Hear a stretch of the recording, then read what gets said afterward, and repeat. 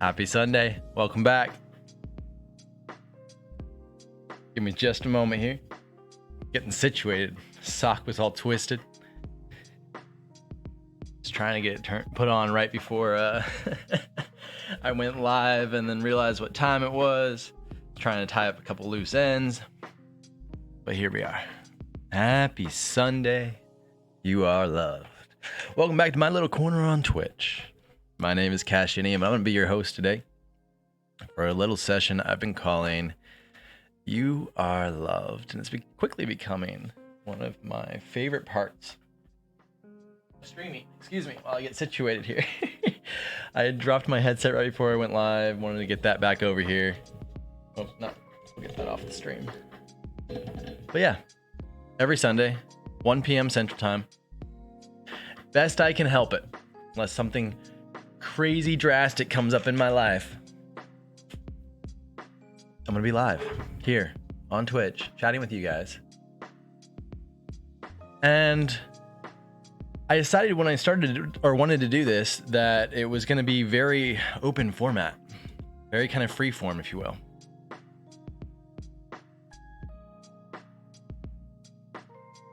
Not something that I was gonna really put a lesson plan together.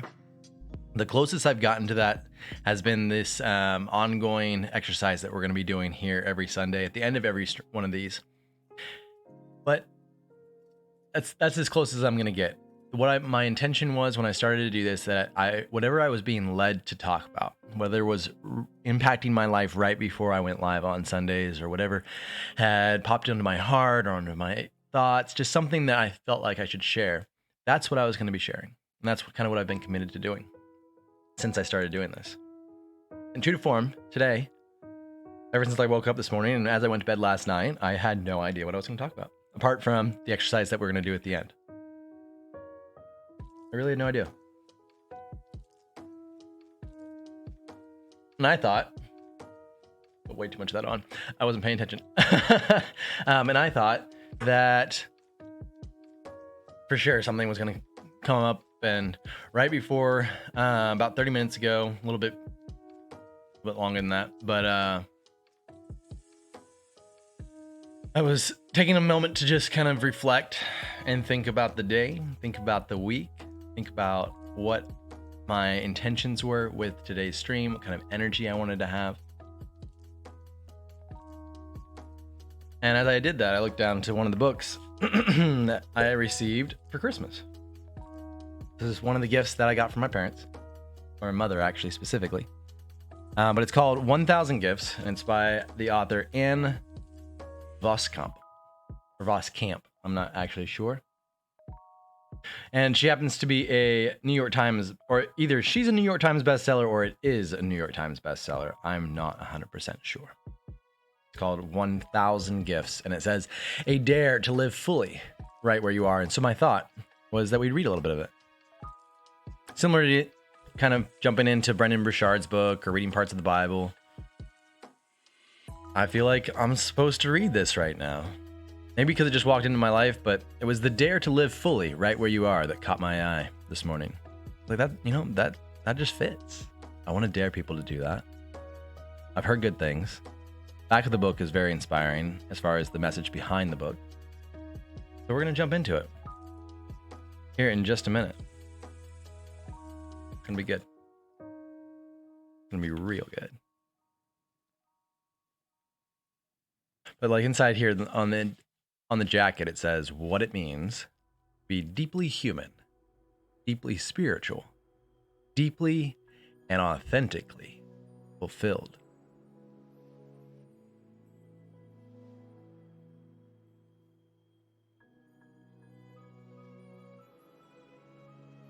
And then it says, like most readers, Anne Voskamp hungers to live her one life well.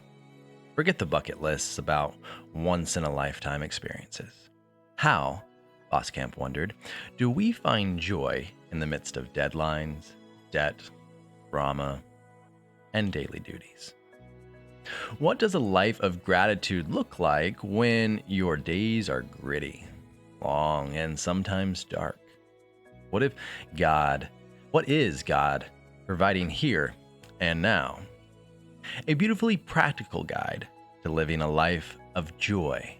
1,000 Gifts invites you to wake up to God's everyday blessings. As Voskamp discovered, in giving thanks for the life she already had, she found the life she'd always wanted. Following Voskamp's grace-bathed reflections on her farming, parenting, and writing life, you will embark on a transformative spiritual discipline of chronicling gifts. Along the way, you will discover a way of seeing that opens your eyes to gratitude, a way of living so you're not afraid to die, and a way of becoming present to God's presence that brings deep and lasting happiness. Welcome back, Scouse Girl. This is what we're going to be reading today. Just got it from my mother and felt compelled to do that today. So I was just reading the inside jacket, if you will, this part right here. And we're going to jump right into it. It's a New York Times bestseller. And it seems like it is what I'm supposed to be reading right now. Seems perfect, actually. Let me get situated here with the setup, and we'll jump right in. How are you doing this Sunday, though, Scouse?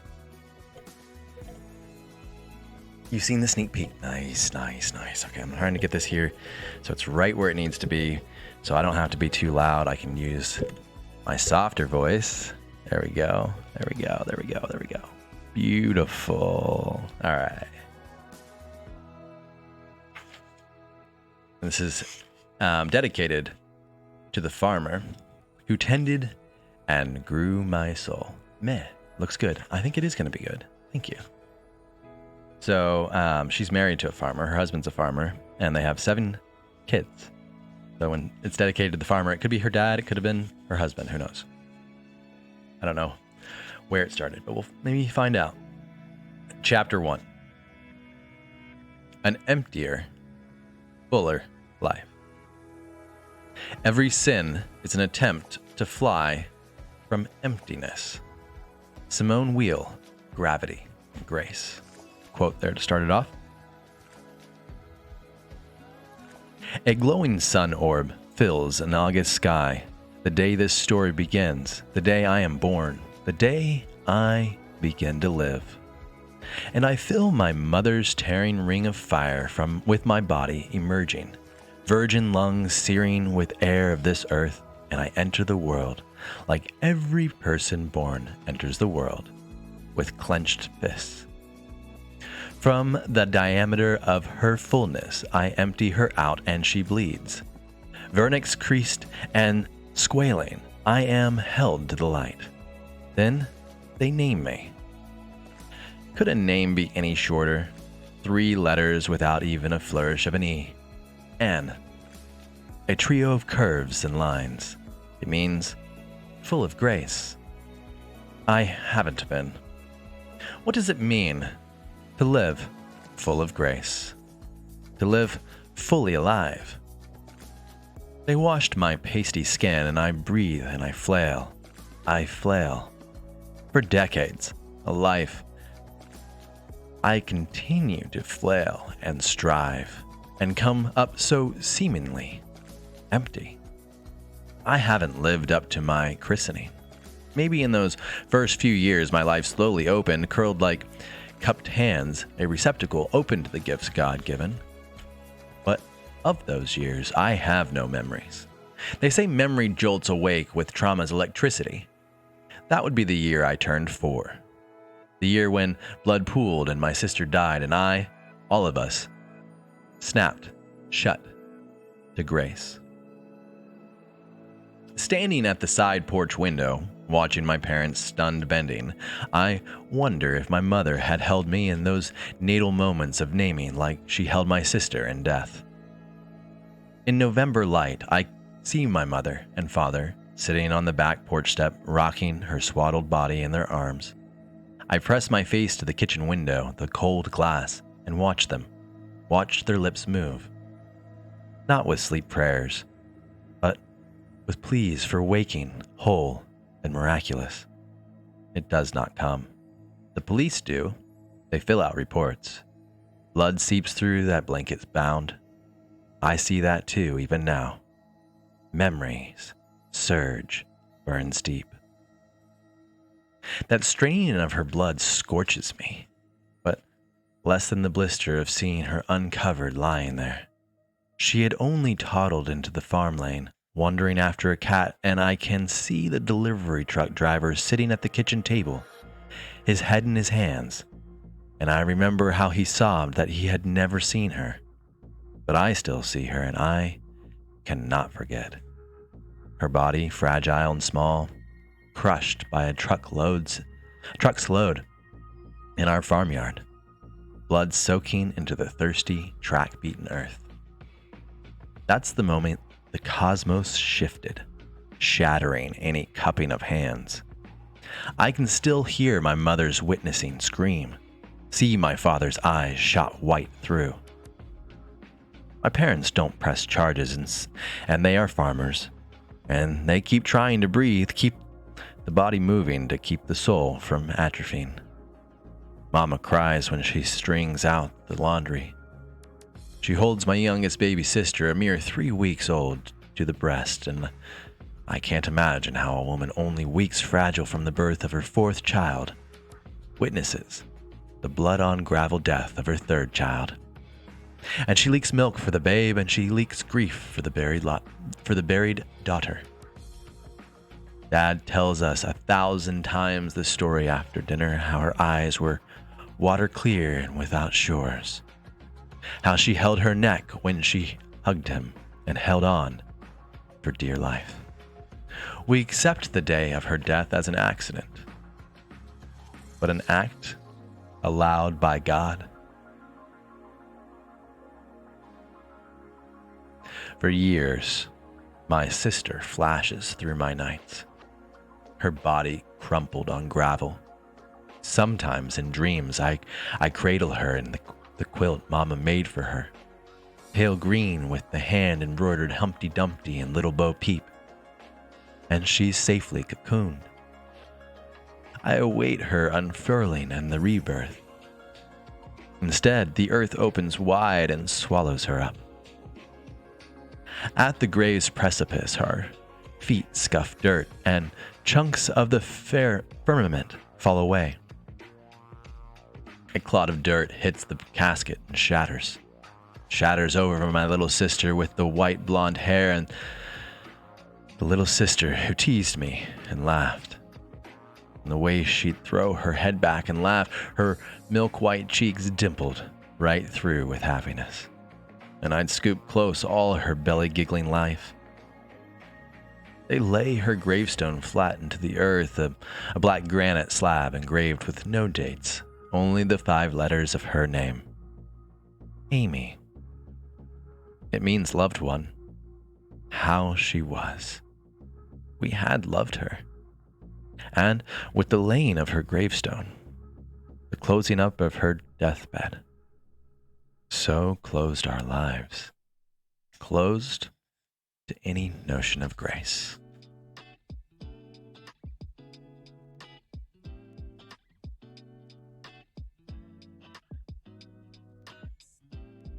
Really, when you bury a child, or when you just simply give up every day and live life raw, you murmur the question, soundlessly. No one hears. Can there be a good God? God who graces with good gifts with a crib, when a crib lies empty, through long nights and bugs burrow through coffins? Where is God, really? How can he be good when babies die and marriages implode and dreams blow away, dust in the wind? Where is grace bestowed when cancer gnaws and loneliness aches and nameless places in us soundlessly die, break off without reason, erode away? Where hides this joy of the Lord, this God who fills the earth with good things? And how do I fully live when life is full of hurt? How do I wake up to the joy and grace and beauty and all that is the fullest life, when I must stay numb to losses and crushed dreams and all that empties me out. My family, my mom, my dad, my brother and youngest sisters, for years we all silently asked these questions. For years, we came up empty. And over the years, we fill again with estrangement. We live with our hands clenched tight. What God once gave us on a day in November slashed deep. Who risks again? Years later, I sit on one end of our brown plaid couch, my dad stretched out along its length. Worn from a day driving tractor, the sun beating and the wind blowing, he asked me to stroke his hair. I stroke from that cowlick of his and back, and his hair ringed. I don't know why that word was hard to read for a second. His hair ringed from the line of his cap. He closed his eyes. I asked questions that I never would if looking into them. Did you ever used to go to church? Like a long time ago, Dad? Two neighboring families take turns picking me up. A Bible in hand and a dress ironed straight for church services on Sunday mornings. Dad works. Yeah, as a kid I went. Your grandmother had us go every Sunday after milking was done. That was important to her.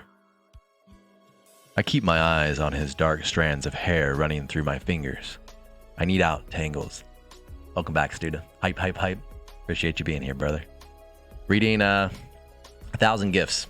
Gift from my mother. And I think it's just really poignant and it would be really good for this session. So that's what we're reading. Poignant. I've been using that word a lot lately, but it really is. It's good. It's good. Yeah. I keep my eyes on his dark strands of hair running through my fingers. I need out tangles. But it's not important to you now? The words barely whispered. Hang. He pushes up his plaid sleeves, shifts his head, his eyes still closed. Oh. I wait, hands combing, waiting for him to find the words for those feelings that don't fit neatly into the stiff ties, the starched collars of sentences. No, I guess not anymore. When Amy died, I was done with all of that. Scenes blast, I close my eyes, reel. And if there really is anybody up there, they sure were asleep at the wheel that day. I don't say anything. The lump in my throat burns, this ember. I just stroke his hair, try to soothe his pain. He finds more feeling. He stuffs them into words.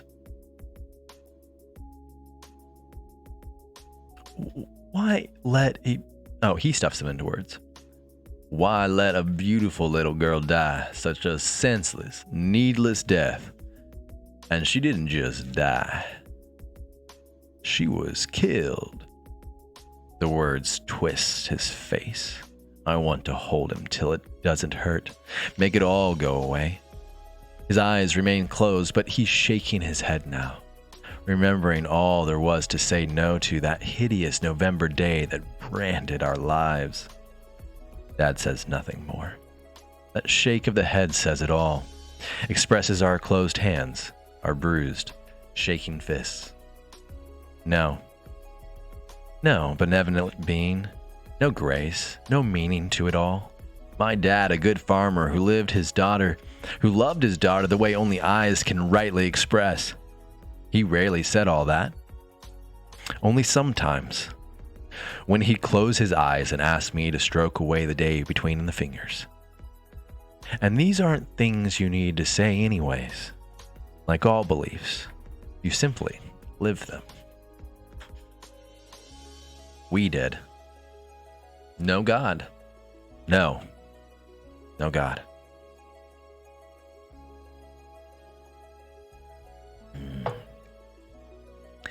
Is this the toxic air of the world? This atmosphere we inhale burning into our lungs? No. God?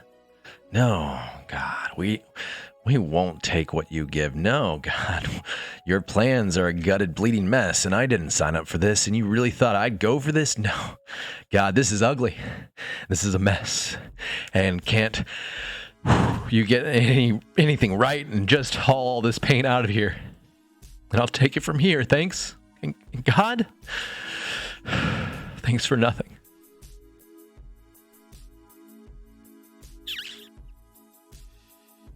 Isn't this the human inheritance? The legacy of the garden? I wake and put the feet to the plank floors, and I believe the serpent's hissing lie, and that the repeating refrain of this campaign through the ages, God isn't good.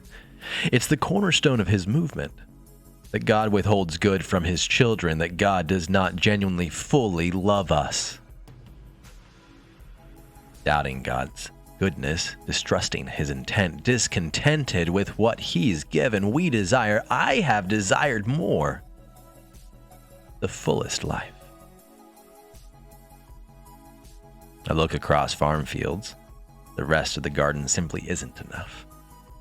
It will never be enough.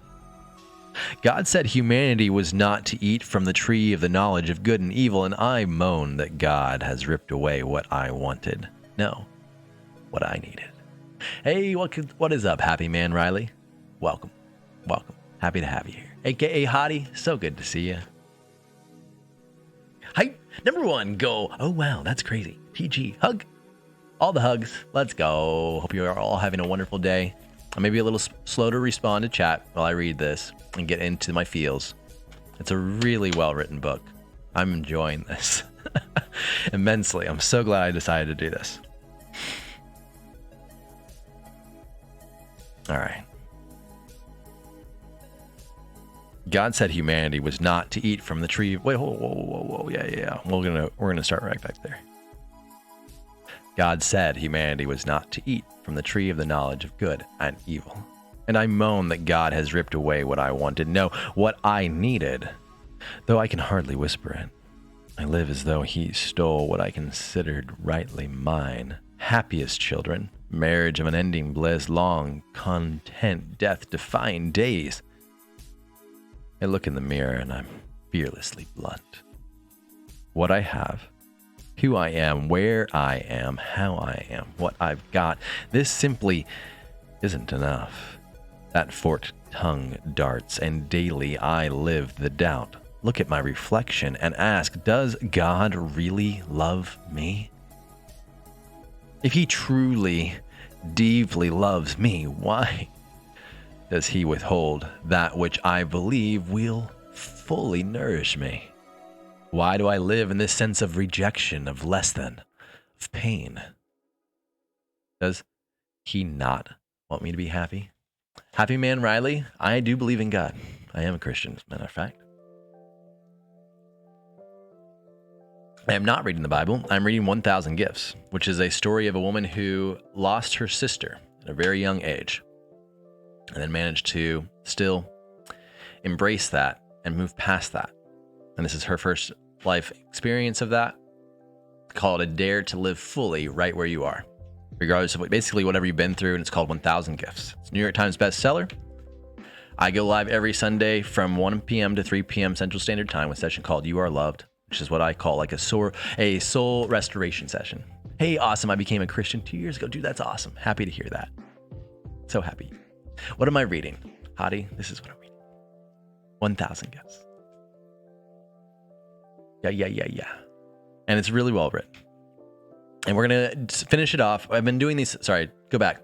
So I've been doing these sessions every Sunday, 1 p.m. to 3 p.m. You Are Loved, which is what I feel called to be doing right now. And right before I go live, whatever I feel led to talk about is what I talk about. I don't really come up with a lesson plan. Lately, we read a lot of Proverbs, and then from Proverbs, it went to a chapter out of a book from Brendan Burchard's book, High Performance Habits. There's a chapter or the section at the end of that, an activity that we're working through every week for the next 12 weeks, just so we can see how that impacts us all. You can welcome to get on board with that. !Discord. The download's in the Discord. Totally optional, but it is there. And we'll talk about that around like 2:30, 2:45 Central Time. But yeah, whatever I feel called to do right before I go live is kind of where we take it. And today it's reading this book my mother gave me for Christmas, from Anne Voskamp. We're going to be jumping right back into it here. From all of our beginnings, we keep reliving the garden story. Satan, he wanted more power, more glory. Ultimately, in his essence, Satan is an Ingrid, and he sinks his venom into the heart of Eden. Satan's sin becomes the first sin of all humanity, the sin of ingratitude. Adam and Eve are simply painfully ungrateful for what God gave. Isn't that the catalyst of all my sins? Our fall has always been, and always will be, that we aren't satisfied in God and what He gives. We hunger for something more, something other. Standing before the tree laden with fruit withheld, we listen to evil's murmur. In the day you eat from it, your eyes will be opened. Genesis 3:5. But in the beginning, our eyes were already open. Our sight was perfect. Our vision let us see a world spilling with goodness. Our eyes fell on nothing but the glory of God. We saw God as He truly is. Good. But we were lured by the deception that there was more to a full life. There was more to see. And true, there was more to see.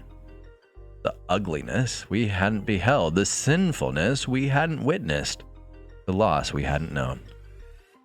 We eat, and in an instant we are blind. No longer do we see God as one we can trust. No longer do we perceive Him as wholly good. No longer do we observe all of the remaining paradise. We eat, and in an instant, we see. Everywhere we look, we see a world of lack, a universe of loss, a cosmos of scarcity and injustice. We are hungry, we eat, we are filled and emptied. And still, we look at the fruit and see only the material means to fill our emptiness. We don't see the material world for what it is meant to be, as the means to communion with God. We look and swell with the ache of a broken, battered planet. What we ascribe as the negligent work of an indifferent creator, if we even think there is one. Do we ever think of this busted up place as a result of us ingrates, unsatisfied, we who punctured it all with a bite? The fruit's poison has infected the whole of humanity. Me. I say no to what He has given. I thirst for some roborant, some elixir to relieve the anguish of what I've believed. God isn't good. God doesn't love me. If I'm ruthlessly honest, I may have said yes to God, yes to Christianity, but really, I've lived the no. I have. Infected by that Eden mouthful, the retina of my soul develops macular holes of blackness. From my own beginning, my sister's death tears a hole in the canvas of the world. Losses do that. One life loss can infect the whole of a life. Like a rash that wears through our days, our sight becomes peppered with black voids. Now, everywhere we look, we only see all that isn't holes. Lack. Deficiency. In our plain country church on the edge of that hayfield enclosed by an old cedar split rail fence, once a week on Sunday, my soul's macular holes spontaneously heal. In that church, with the wooden cross nailed to the wall facing the country road, there, God seems obvious. Day 2 of not vaping. How do you feel, dude? I feel great. Thanks, Raccoon. The only time I actually even thought about it was right when I woke up. But then again, that's muscle memory. That's what I told myself when it happened. I'm fine.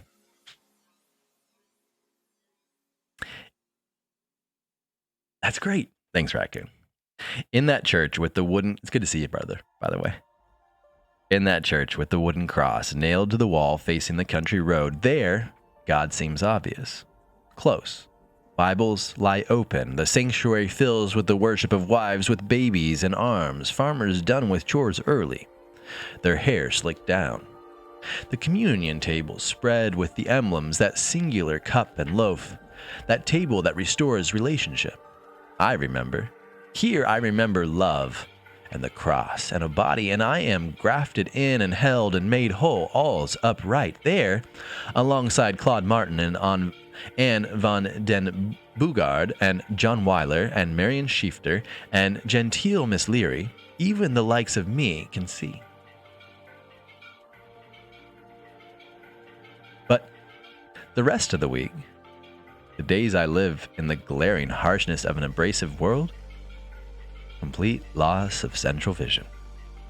Everywhere, a world pocketed with scarcity.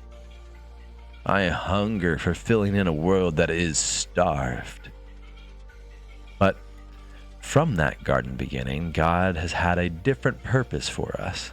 His intent, since he bent low and breathed life into it, the dust of our lungs, since he kissed us into being, has never been to slyly orchestrate our ruin. And yet, I have found it.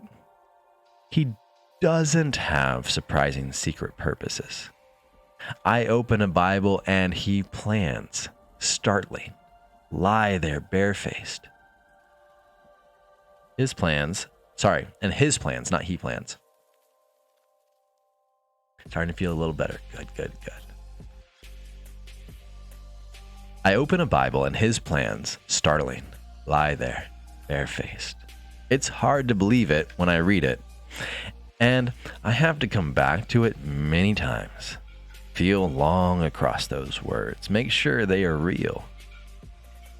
His love letter forever silences any doubts. His secret purpose, framed from the very beginning, is to bring us to our full glory.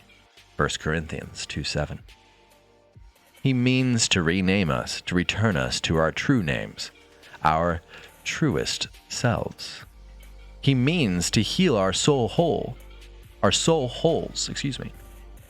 From the very beginning, that Eden beginning, that has always been and always is to this day his secret purpose, our return to our full glory.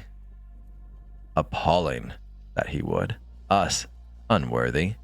And yet, since we took a bite out of the fruit and tore into our own souls, that drain hole where joy seeps away, God had this wild, secretive plan. He means to fill us with glory. Again, with glory and grace. Yo, what's up, Frostbiters? I love when Cash King reads to us. I love it. It's good to see you in chat, bud. Grace, it means favor. From the Latin gratia. It connotes... Hold on, skipped a page. It connotes a free readiness.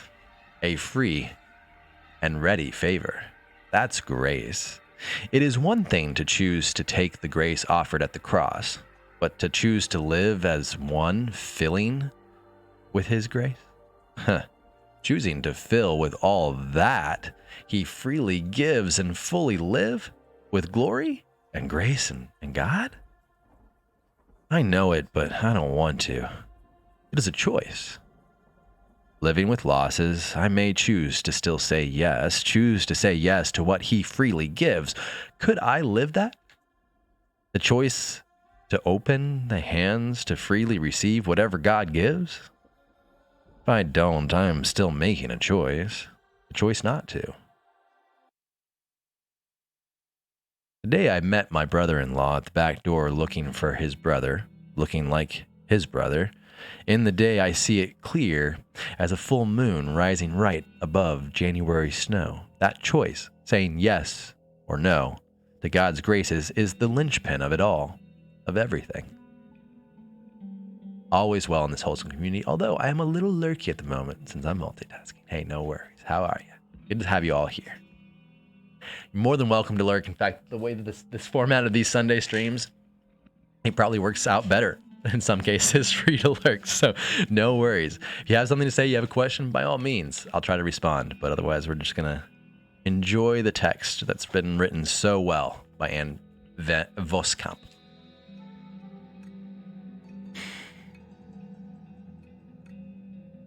John, wait, hold on. Yeah, my brother-in-law, he's just marking time since farmer husbands made a quick run to the hardware store. He's talking about soil temperature and weather forecasts. I lean up against the door frame. The dog lies down at my feet. John shrugs his shoulders, looks out across our wheat field. Farmers, we think we control so much, do so much right to make a crop. And when you're farming, he turns right back toward me. You are faced with it every day. You control so little, really. It's God who decides it all, not us. He slips his big Dutch hands into frayed pockets, smiles easily. It's all good. The Dutch part was what made me chuckle because I definitely didn't give him anything close to a Dutch accent. Oh well. I nod. Almost say something about him just leaving that new water tank in the back shed for now instead of waiting any longer for farmer husband to show up, but I catch his eyes and I know I have to ask. Tentatively, eyes fixed on his, I venture back into that place I rarely go.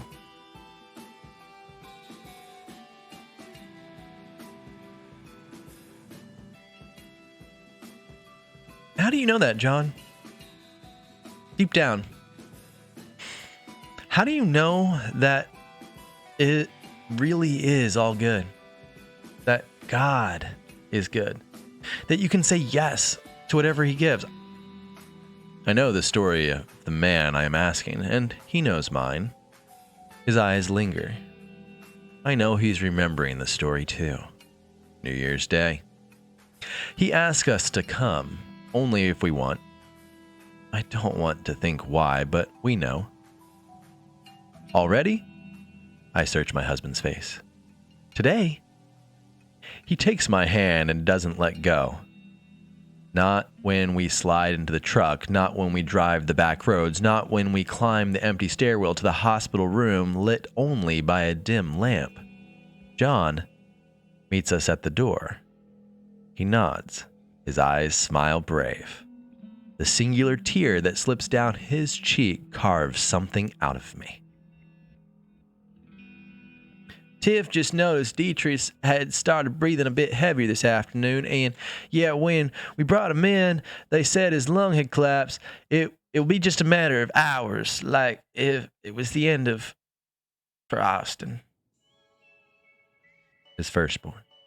Austin had died of the same genetic disease only 18 months prior. He was about to bury his second son in less than 2 years. I can't look into that sadness wearing a smile anymore. I look at the floor, polished tiles blurring, running. It had only been a year. And 6 months before that. The peonies had been in full bloom when we had stood in a country cemetery, watching a cloud of balloons float up and into clear blue over pastures. All the bobbing, buoyant hopes for Austin floating away. Austin had hardly been 4 months old. I'd been there on that muggy June afternoon. I had stood by the fan humming in their farm kitchen. The fan stirred a happy-faced balloon over Austin's placid body. I remembered the blue of his eyes, mirrors of heaven. He never moved. His eyes moved me. I had caressed my nephew's bare little tummy. His chest had heaved for the air, and heaved less and less.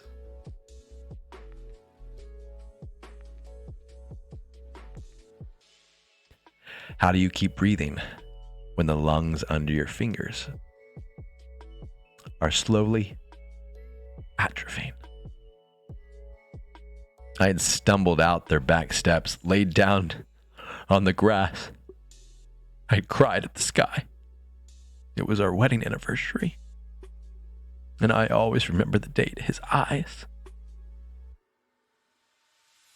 And now, New Year's Day, again with John, Tiffany, but now with their second born son, Dietrich. He's only 5 months old. He was born to hope and prayers and the exact same terminal diagnosis as his brother, Austin. Thank you, Raccoon.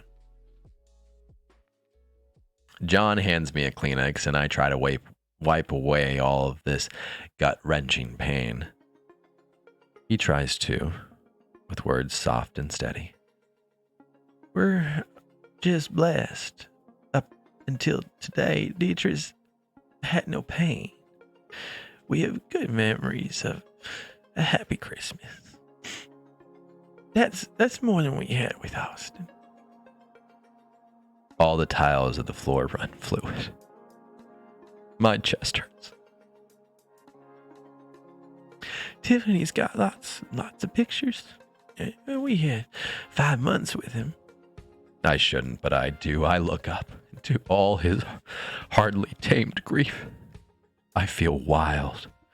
His eyes shimmer tears. This dazed bewilderment, and his stoic smile cuts me straight through. I see his chin quiver. In that moment, I forget the rules of his Dutch family of reserved emotion. I grab him by the shoulders and I look straight into those eyes. Brimming. And in his scratchy half whisper, these ragged words choke, wail. If it were up to me. And then the words pound desperate and hard. I'd write this story differently. I regret the words as soon as they leave me.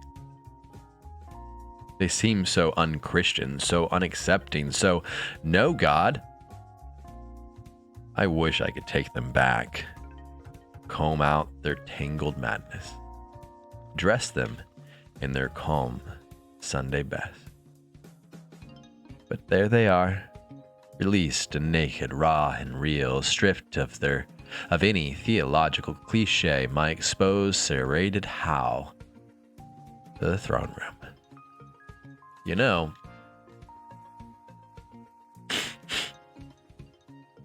know, John's voice breaks into my memory and his gaze lingers, then turns around toward the waving wheat field.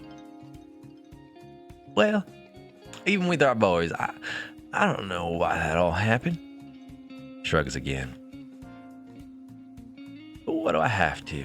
Who knows? I don't mention it often, but sometimes I think of that story in the Old Testament. Can't remember what book, but where God gave King Hezekiah 15 more years of life because he prayed for it. But if Hezekiah had died when God first intended, Manasseh would never have been born. And what does the Bible say about Manasseh? Something to the effect that Manasseh had led the Israelites to do even more evil than all the heathen nations around Israel. Think of all the evil that would have been avoided if Hezekiah had died earlier before Manasseh was born. I'm not saying anything either way about anything. He's watching that sea of green rolling in winds. Then it comes slow, in a low, quiet voice that I have to strain to hear. Maybe, just maybe you don't want to change the story because you don't know what a different ending holds.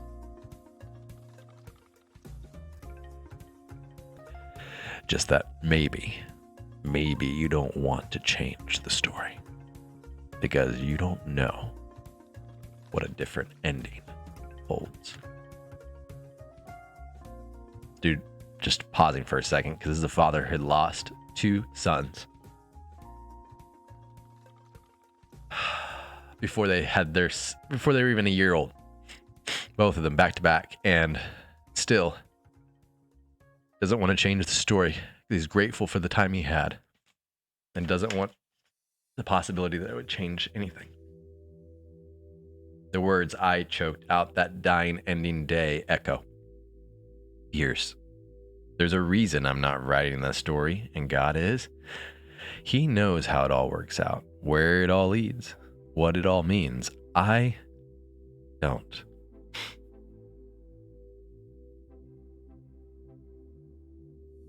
I don't think any of us do. Just to comment on that, a little anecdotal. His eyes return, knowing the past I've lived, a bit of my nightmares. Maybe, I guess, it's accepting there are things we simply don't understand. But he does. And I see, at least a bit more. When we find ourselves groping along, famished for more, we can choose. When we are despairing, we can choose to live as Israelites gathering manna. For 40 long years, God's people daily eat manna, a substance whose name literally means, what is it? Hungry, they chose to gather up that which is baffling. They fill on that which has no meaning. More than 14,600 days, they take their daily nourishment from that which they don't comprehend. They find soul filling in the inexplicable. They eat the mystery. They eat the mystery.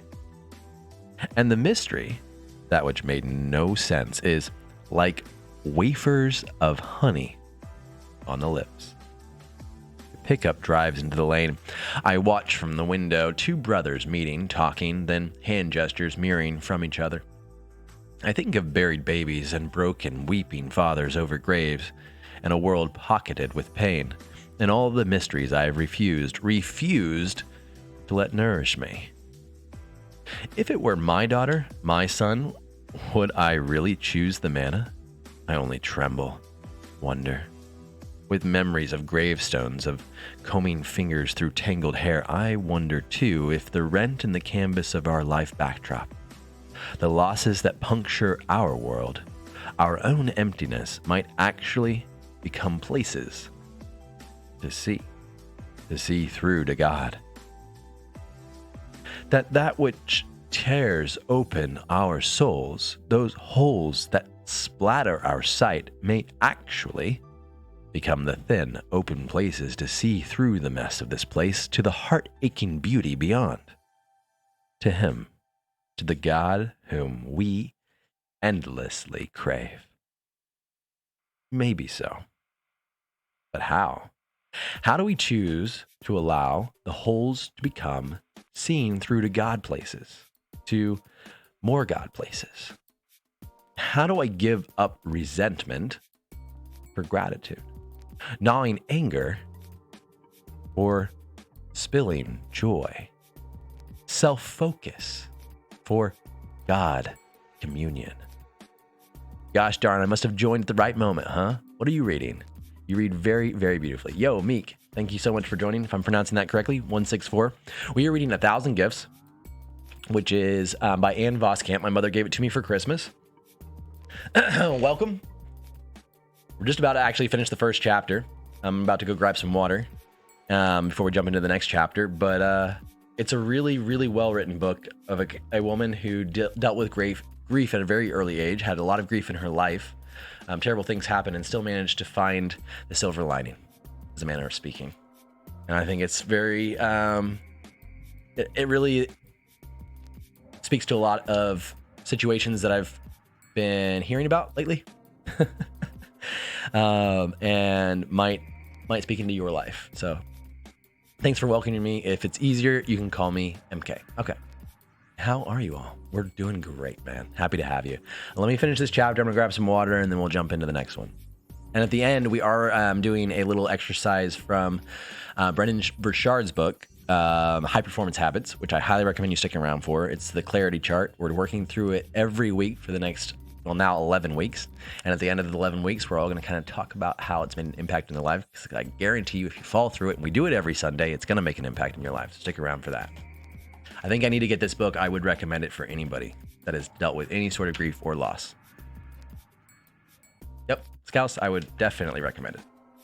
And I haven't even read more than the first chapter.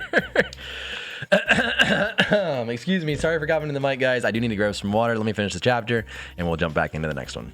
To fully live, to live full of grace and joy and all that is beauty eternal, it is possible.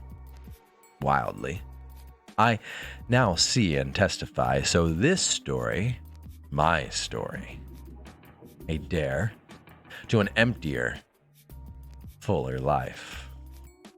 All right, let me go grab some water. Excuse me. Sorry, guys, for coughing in the mic, man. I should have started with water. I'll be right back.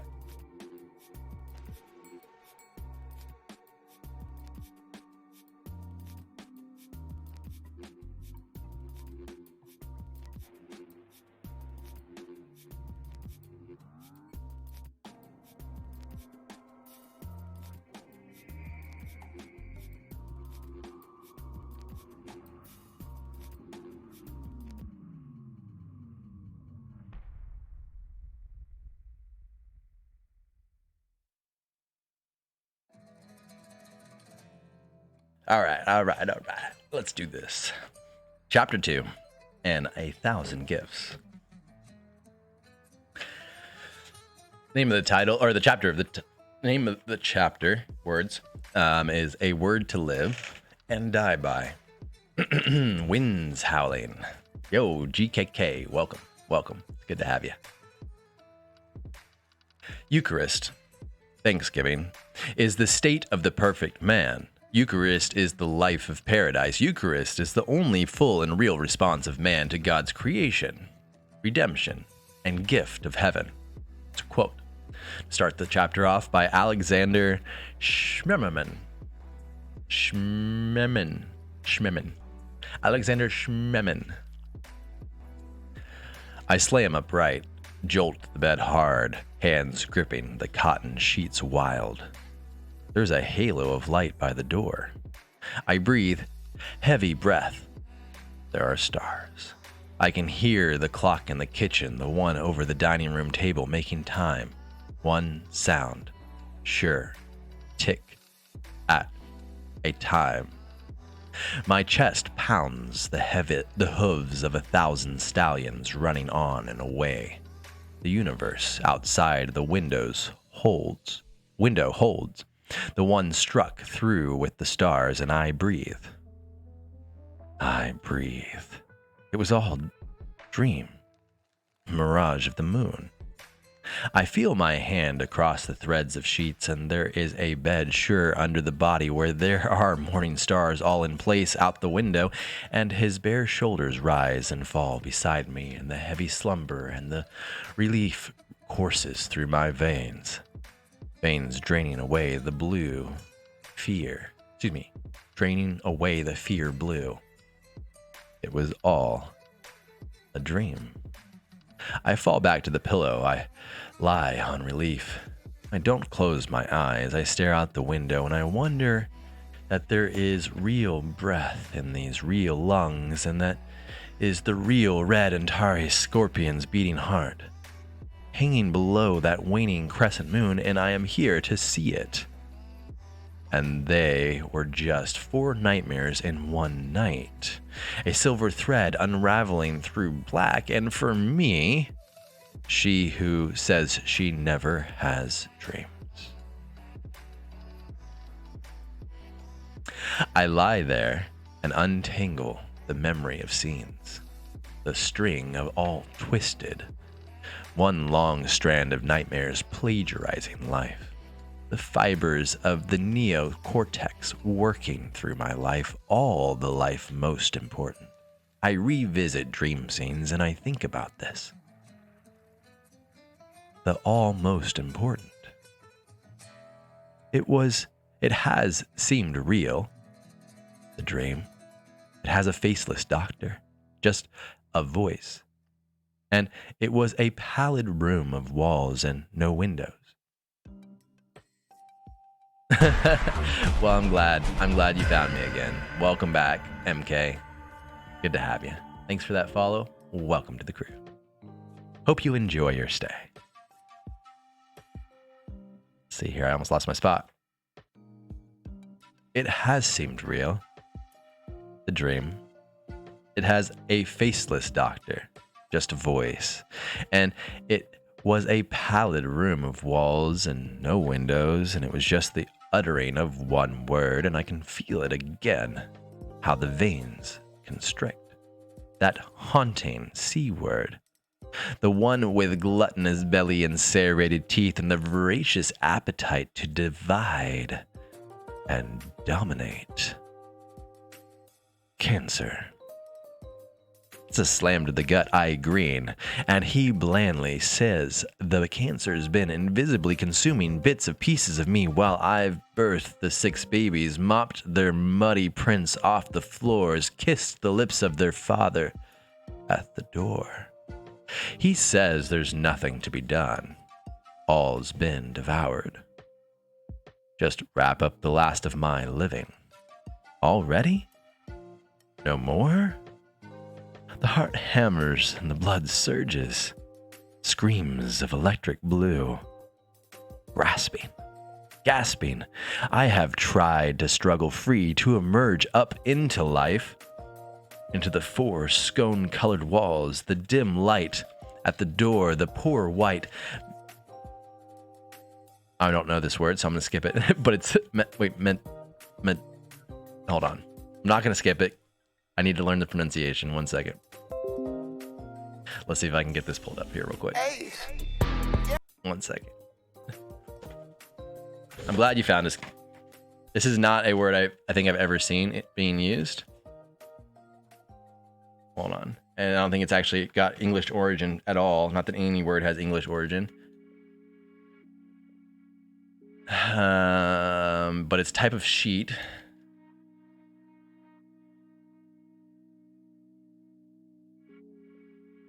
Here we go. With Stadia, oh no, we gotta watch biggest games. Freaking ad. Hold on, guys. Well, this is Julian, the Frenchman who makes French pronunciation videos here on YouTube, and we are looking at... I'm not gonna be able to do this. This is a YouTube video. Hold on, guys. It's yeah, I can type it out. It's Matelasse. Is it Matlass? Matelasse? I don't know. Matlasse? Matlasse? I don't know. Whatever. Bedspread pulled up over the boughs.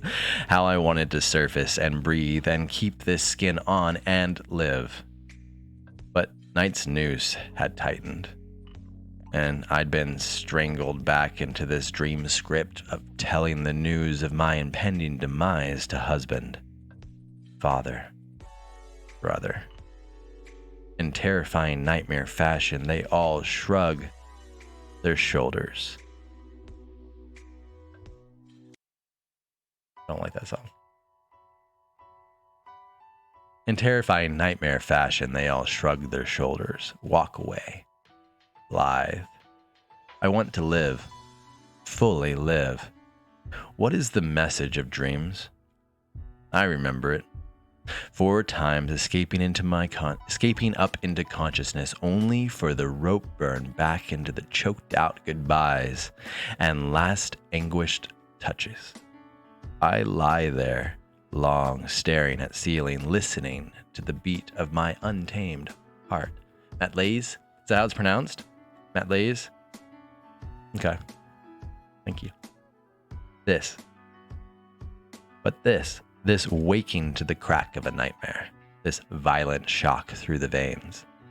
even this might be better than the way I usually wake, since I want to say since after the 6 babies, or at least since the 3rd, the first girl and the one with the dimples, even motherhood began to sack me. But really, no, it began years earlier, since the girl with thick glasses in Mr.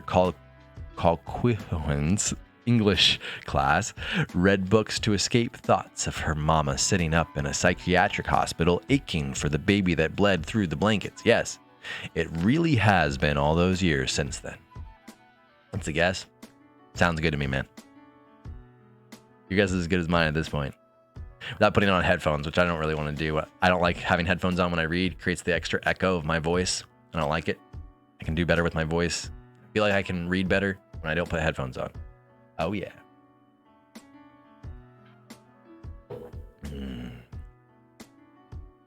For years of mornings, I have woken wanting to die.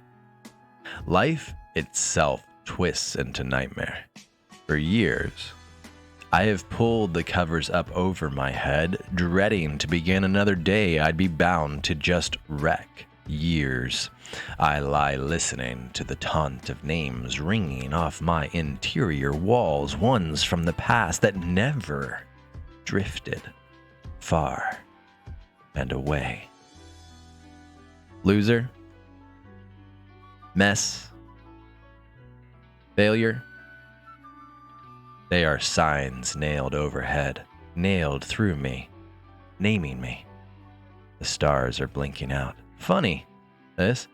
Yesterday morning, the morning before, all these mornings, I waked the discontent of life in my skin. I waked the self-hatred, to the wrestle to get it all done, the restless anxiety that I am failing. Always the failing. I yell at children, fester with bitterness, forget doctor appointments, lose library books, live selfishly, skip prayer, complain, go to bed too late, neglect cleaning the toilets. I live tired, afraid, anxious, weary. Years, I feel it in the veins, the pulsing of ruptured hopes. Would I ever be enough? Find enough? Do enough? But this morning, I wake wildly, wanting to live. Physically feeling it in the veins trembling, the hard pant of the lungs, the seeing it in the steady stars, how much I really want to really live. How I don't want to die. Is that the message of nightmares and dreams? To live either fully alive or in empty nothingness? It's the in-between that drives us mad. It's the life in between, the days of walking lifeless, the years calloused, and simply going through the hollow motions, the self-protecting by self-distracting, the body never waking, that's lost all capacity to fully feel. This is the life in between that makes us the wild, walking dead. The sun climbs the horizon. I throw back the covers, take another breath, and begin. I get to live. A lone mourning dove woos from high in the spruce tree. In the kitchen, I stand over the heat of the stove, slowly stirring the wooden spoon through the bubbling up oatmeal, but my eyes are on the window, on the field. Freshly fallen snow coruscates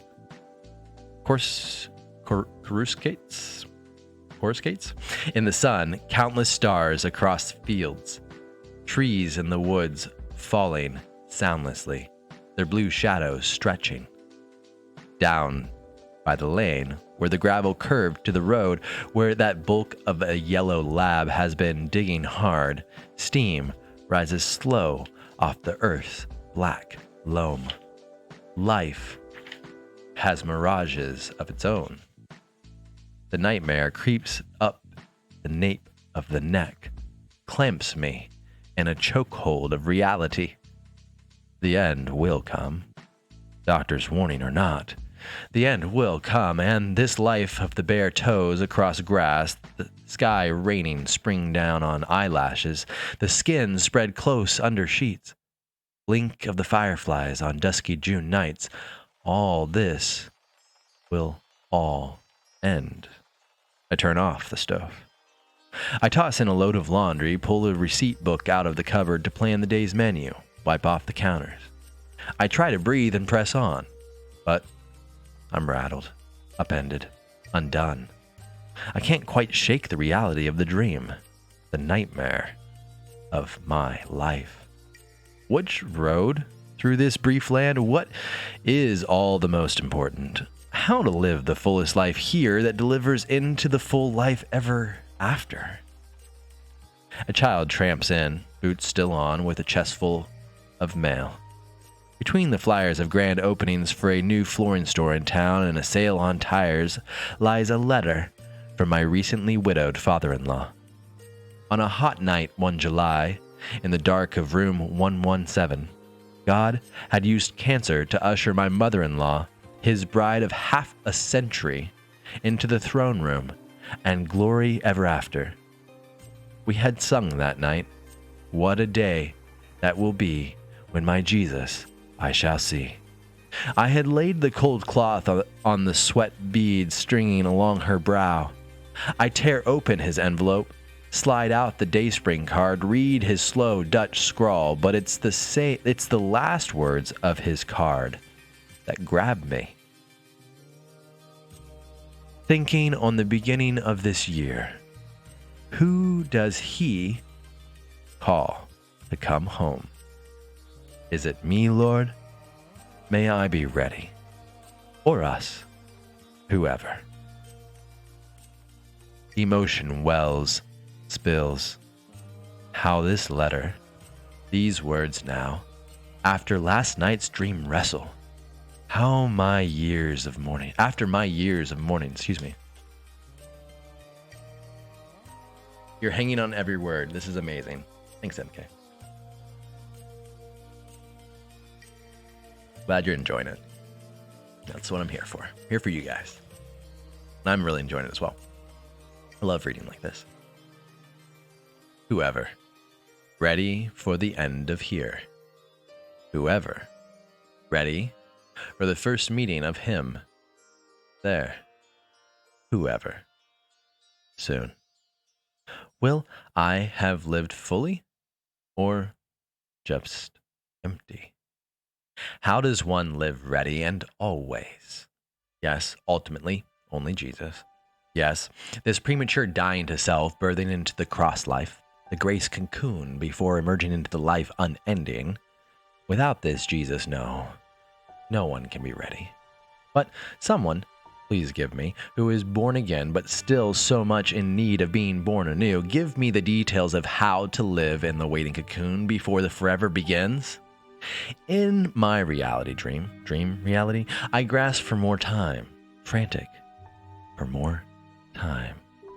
But I have to wonder, more time for more what? The answer to that determines the road these so short days take. Hard questions drive me hard to distraction. I check email. More words sent this way, this time from a mother. Her 17-year-old has been diagnosed with yes. Specter of that word too real. Cancer. I try to breathe. Today it's hard. What are the messages of God? Her mother types the words across my screen.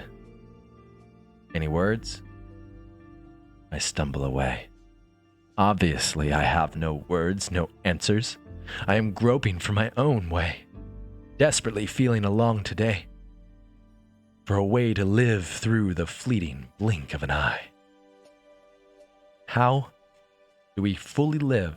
Excuse me, guys. I gotta forget. Don't forget that I'm on the mic.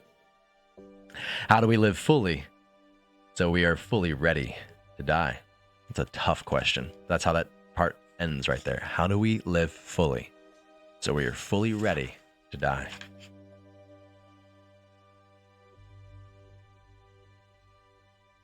I stack the linen closets. I think of all the things I might never live to do.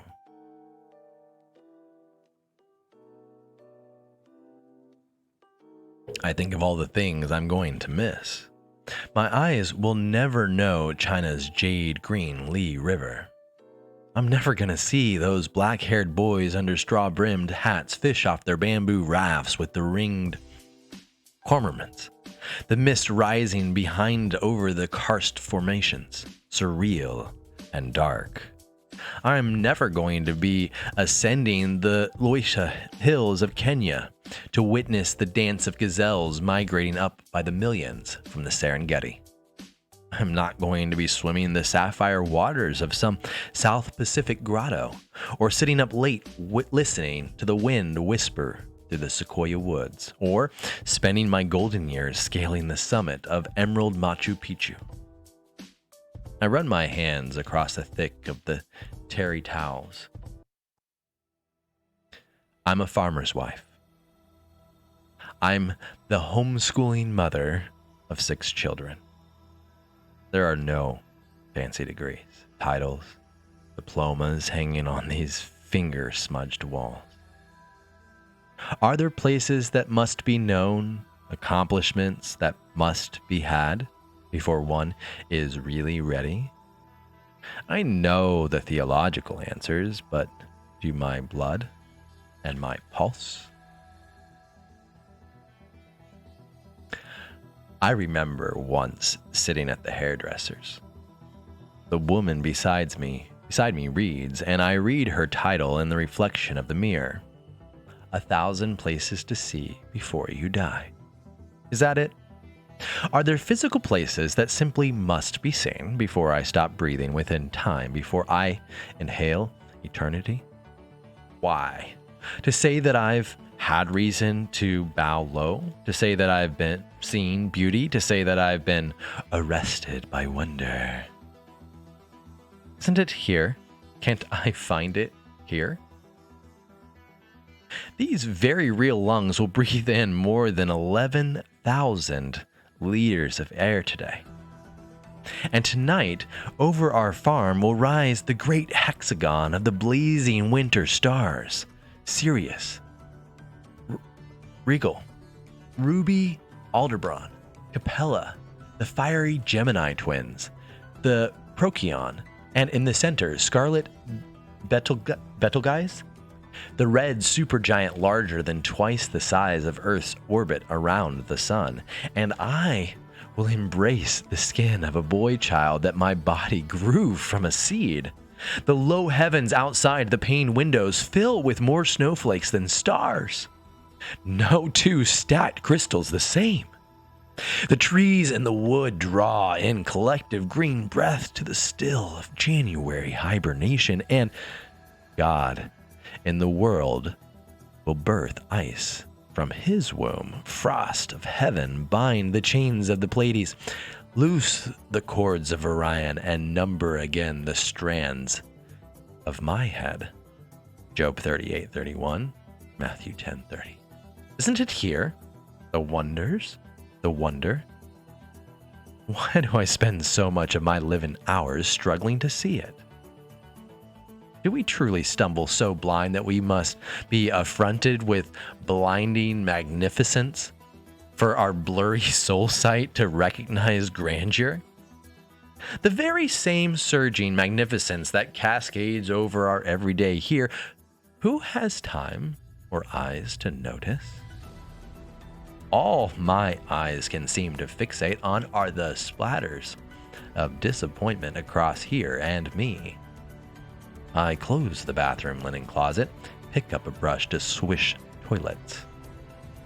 I don't need more time to breathe so that I may experience more locales, possess more, accomplish more. Because wonder really could be here for the seeing eyes. So, more time for more what? Please read more on your channel. Thanks, Mink. Thank you. Appreciate that. Every Sunday. I've been lurking. Eat. And all of my past streams are there. They're also on YouTube. And I do plan on doing more reading as well.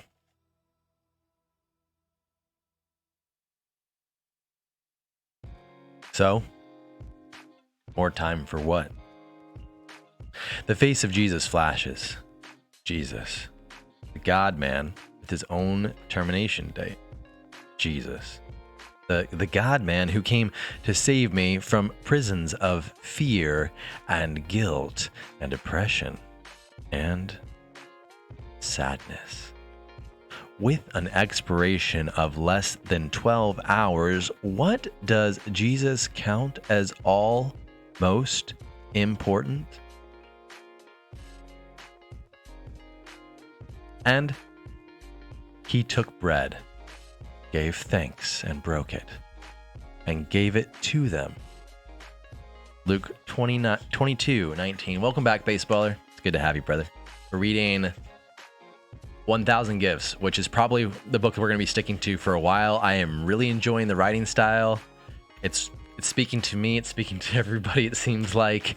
We're still going to be sticking with doing the clarity chart at the end to work through the Brendan Burchard's section. And we'll go back to that at some point, touch on different points of that. But we're going to be sticking with this book for a little bit, guys. I'll tell you that right now.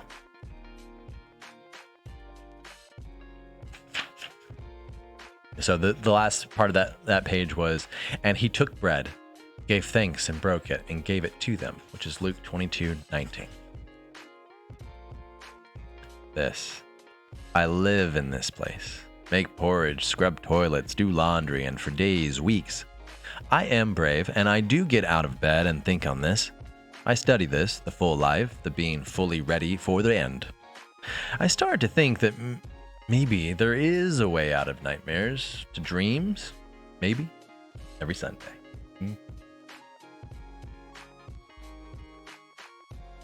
I run my fingers across the page of the heavy and thick books bound.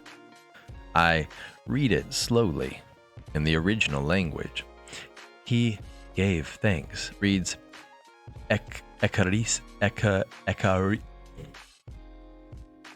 Eucharist. It's Eucharist, right? Eucharistio. There we go. I underline it on the page. Can it lay a sure foundation under a life? Offer the fullest life. The root word of Eucharistio is charis, meaning grace. Jesus took the bread and saw it as grace and gave thanks. He took the bread and knew it to be gift and gave thanks. Thank you. Thank you very much. Appreciate that.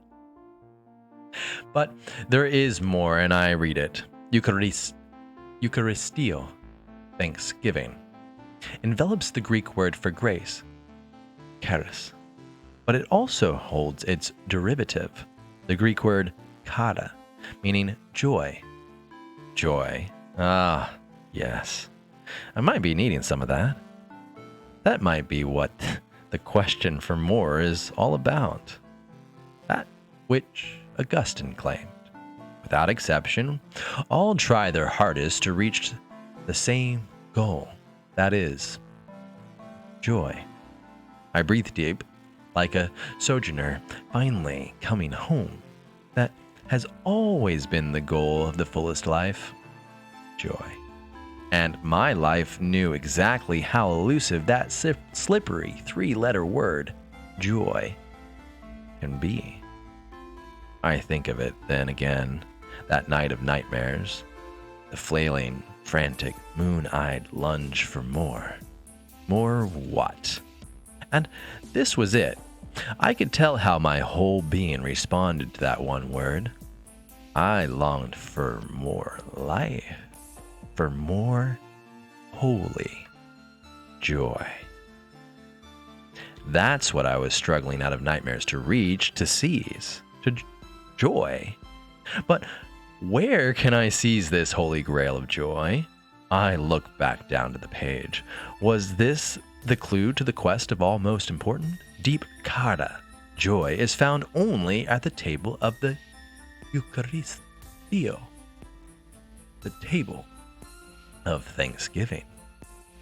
I sit there long, wondering, is it that simple? In the height of my kara, joy, dependent on the depths of my Eucharistio, thanks. So then, as long as thanks is possible, I think this through. As long as thanks is possible, then joy is always possible. Joy is always possible. Whenever, meaning now, wherever, meaning here. The Holy Grail of joy is not in some exotic location or some emotional mountain peak experience. The joy wonder could be here in the messy, piercing ache of now. Joy might be unbelievably possible. The only place we need to see before we die is this place of seeing God here and now. I whisper it out loud. Let the tongue feel these words. The ear can hear their truth. Charis, grace, Eucharistio, thanksgiving, kara, joy, a triplet of stars, constellation in the black, a threefold chord that might hold a life, offer a way up into the fullest life, raise, thanksgiving, joy, Eucharistio, a Greek word that might make meaning of everything. It's an incredibly well-written book. It's a very religiously written book. I usually wouldn't read it myself, but it is good, really good. 100% agree with you, MK. 100% agree with you. I mean, I would still read it, but it is a very religiously written book, and I'm glad you're enjoying it. It is very, very well written. Just definitely got away with her words. It's really fun to read. I'm really enjoying it. The way it just falls off the page. When children sleep under the scraps stitched into quilts and the clock ticks too loudly through the dark hours and the spiral galaxies spin in space, I lie under the Afghan by the fire and read the words of an old sermon. It is weeks later now, and the mind stores things, waiting for such a time when God aligns the stars. I read, "The greatest thing is to give thanks for everything. He who has learned this knows what it means to live. He has penetrated the whole mystery of life, giving thanks for everything. Breath leaves the lung. I whisper in the dark, Eucharistio. It really might be the mystery to the fullest life. I lie on relief. I might have found the Holy Grail and lost it, moved on. And yet really, hadn't God set the Holy Grail in the center of Christianity? Eucharistio. It's the central symbol of Christianity. Thanksgiving. The table with its emblems and the essence of what it means to live the Christ life. Sunday after Sunday in our non-denominational Bible church, we're formally invited to take the bread, the wine. Doesn't the continual repetition of beginning our week at the table of the Eucharist clearly place the whole of our lives into the context of Thanksgiving? And two, isn't the most common of foods bread? The drink of the vine has been part of our meal taking across centuries and cultures. Jesus didn't institute the Eucharist around some unusual, rare, once-a-year event, but around this continual act of eating a slice of bread, drinking a cup of fruit from the vine. 1 Corinthians 11:26 reads, whenever you eat this bread and drink this cup. Whenever. Like every day. Whenever we eat. Eucharistio. Whenever. Now. Joy. Wherever. Here. Doesn't Christ at his death meal set the eternity of our everyday bread and drink lives into the framework of Eucharistio? The Big Dipper lurks low outside the window. Yet, how does the framework of Eucharistio undergird a life? Penetrating the mystery is like discovering galaxies. There is always more. I stand the next morning on planks of light, lying down across the floor, and I bake bread, yeasty dough moist between my fingers, and that one word works me again and again. Eucharistio.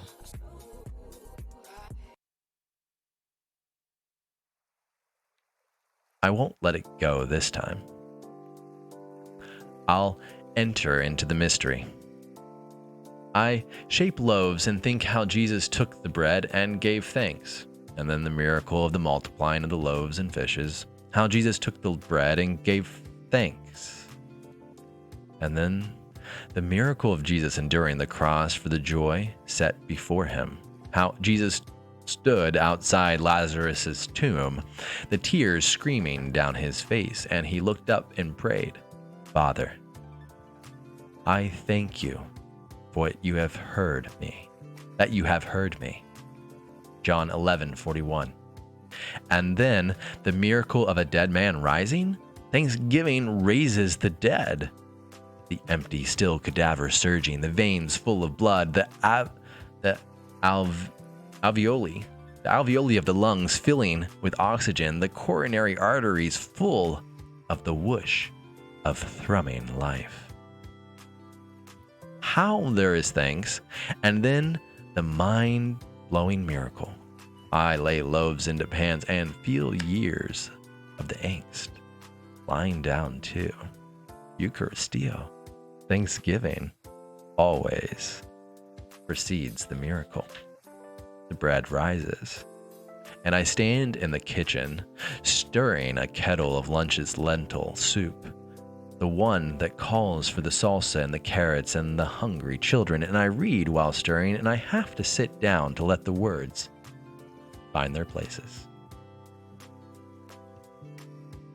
The only real fall of man in his non-Eucharistic life is a non-Eucharistic world.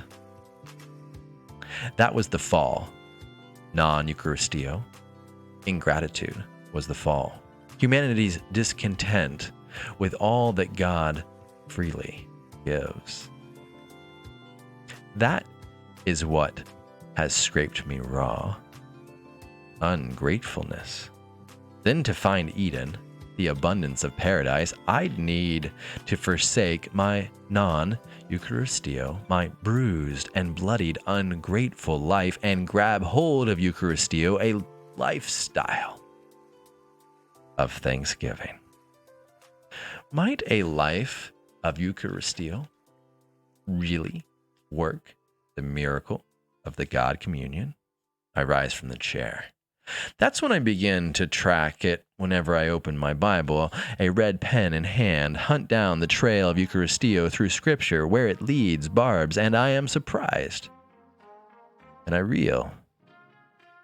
On the night when he was betrayed, the Lord took some bread and gave thanks to God for it. Then he broke it into pieces. 1 Corinthians 11:23-24, emphasis added. On the night he was betrayed, God gave thanks to it. On the night he was betrayed, gave thanks to God for it. That's the part that was emphasized. You guys can't see it on the page. Jesus on the night before the driving hammer and iron piercing through ligament and sinew, receives what God offers as grace, charis, the germ of his thanksgiving, Eucharistia. Oh, facing the abandonment of God himself. Does it get any worse than this?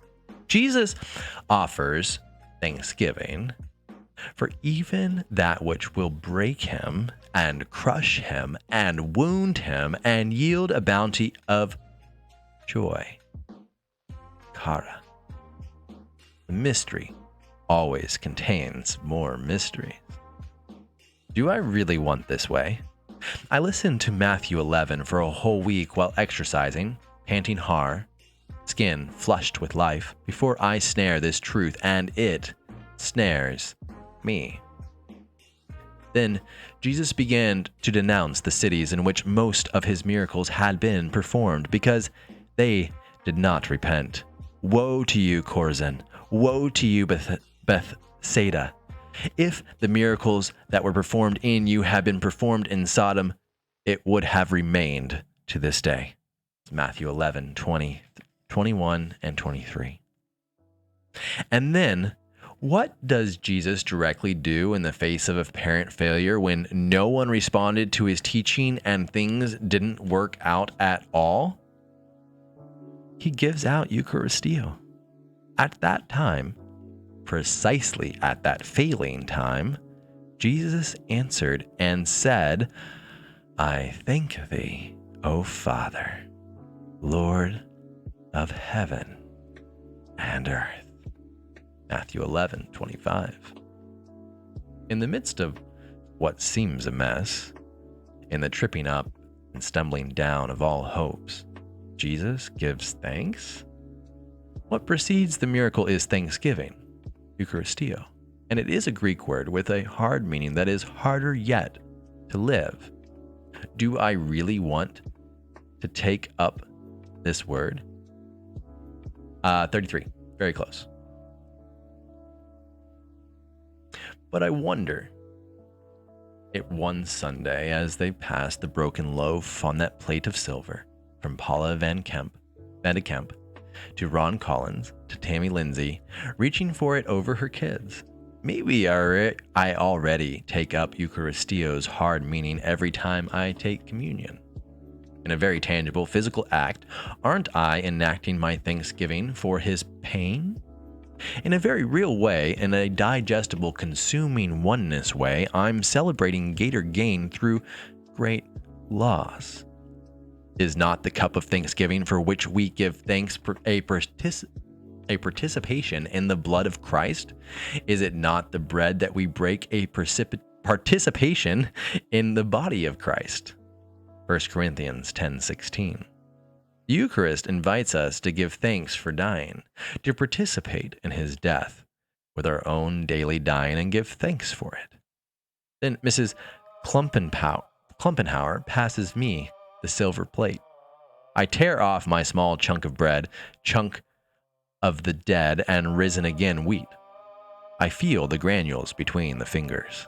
I lay the torn bread on the tongue, and I remember and press it to the roof of my mouth, and the bread melts. And I give thanks for the dying. I swallow it down, this constellation in the dark, grace, thanksgiving, joy. It might be like that, reaching for the stars.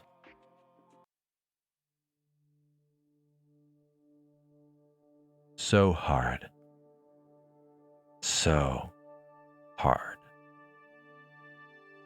Is there some easier way to the fulfilling life?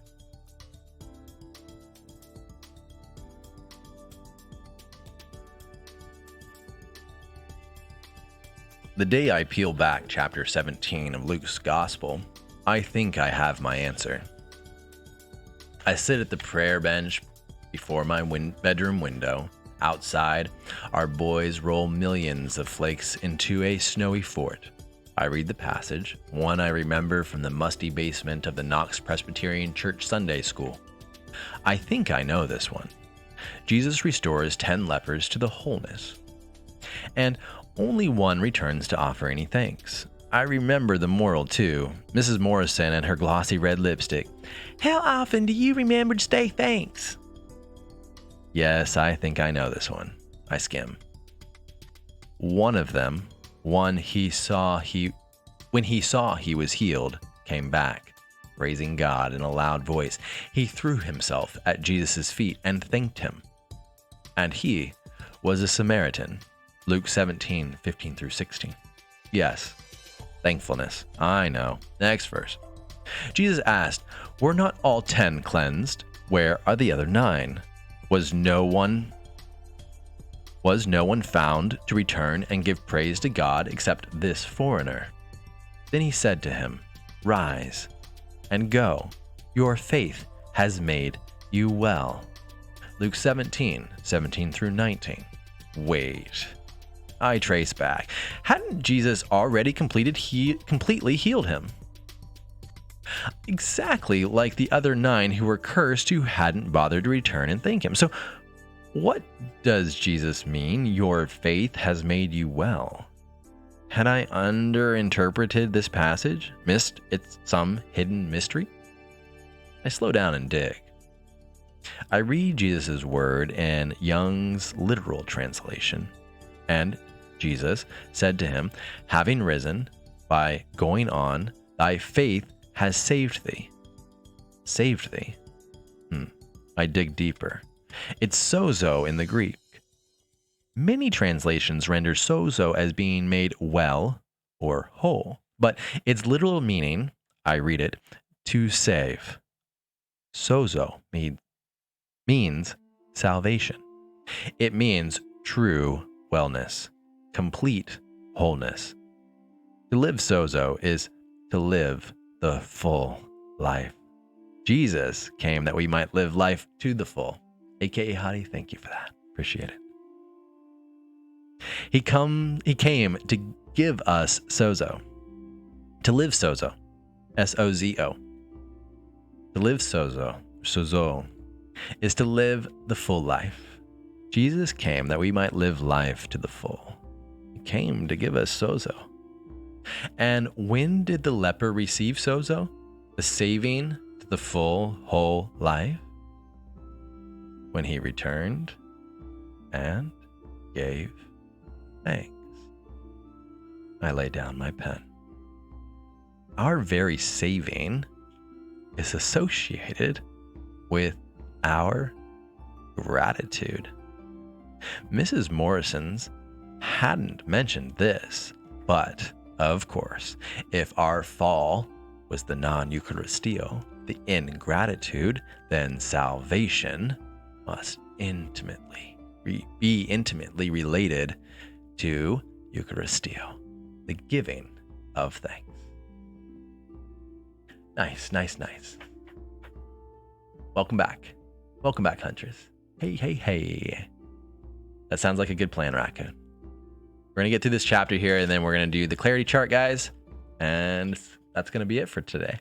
I really appreciate you guys being here. I am loving how this book is written, loving the message behind it, and we'll be working through this from now on. A couple chapters this every Sunday, and then finishing with the clarity chart. That's kind of what's going to be our path for now. I think it's going to be good for everyone.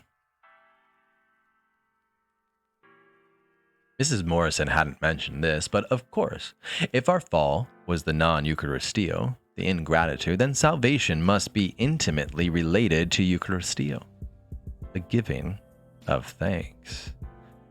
I look back to the text. That is what it says. Thy faith has saved thee.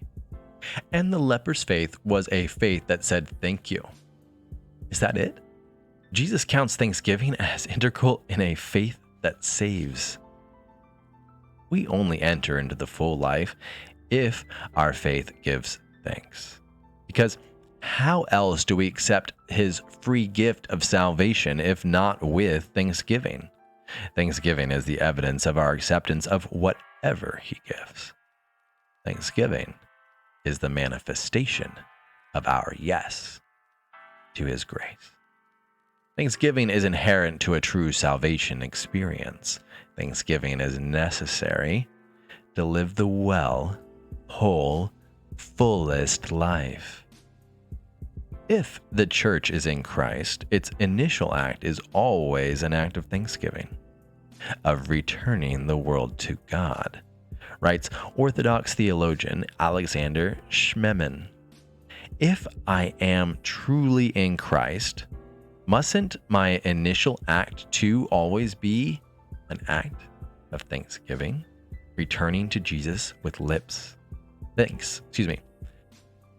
Mustn't my initial act too always be an act of thanksgiving, returning to Jesus with thanks on the lips? What is the clarity chart? We're going to go over it here in just a moment. Cash, I want your opinions. I'd be happy to offer them, Raccoon, when I'm not doing this right now. Hit me up on Discord about that, bud. As soon as I finish this, we're going to go into the clarity chart. I'll explain it here in just a minute. It'll make perfect sense for you, MK.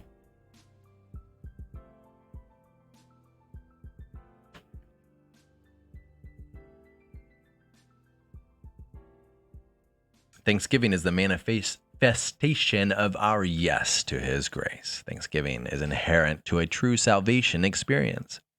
Thanksgiving is necessary to live the well, whole, fullest life. There we go. Okay. I would read it much later in the pages of the Psalms at the close of a communion service as the bread and the wine were returned to the table, the farmer handing his Bible over to me, his finger holding the verse for me to see because he had just read it there. What I had been saying, living, believing, and the chin would quiver before I'd brim at the way God shows his salvation. He who sacrifices he who sacrifices thank offerings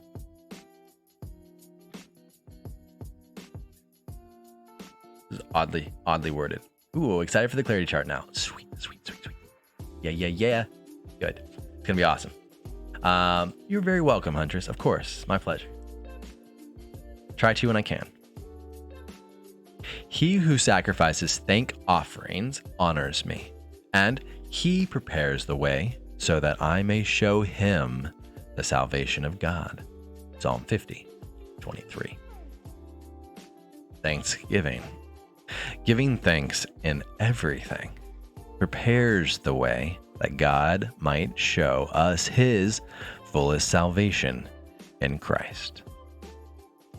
The act of sacrificing thank offerings to God, even for the bread and cup of cost for cancer and crucifixion, this prepares the way for God to show us his fullest salvation from bitter, angry, resentful lives and from all sin that estrange us from him.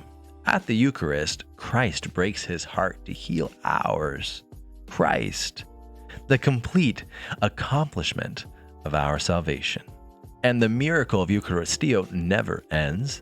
Thanksgiving is what precedes the miracle of that salvation being fully worked out in our lives.